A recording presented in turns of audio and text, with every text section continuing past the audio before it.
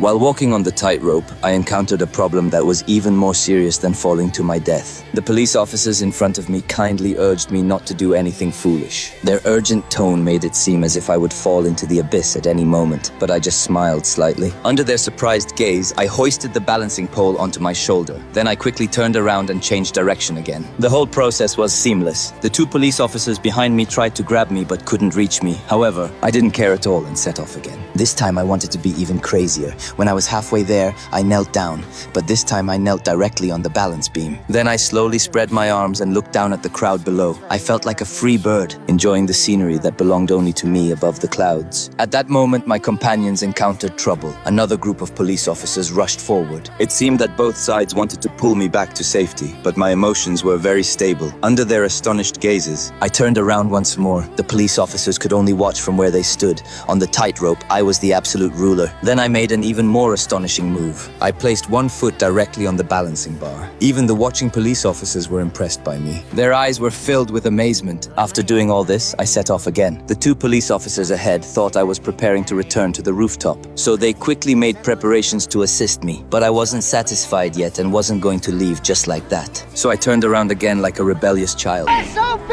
Come on!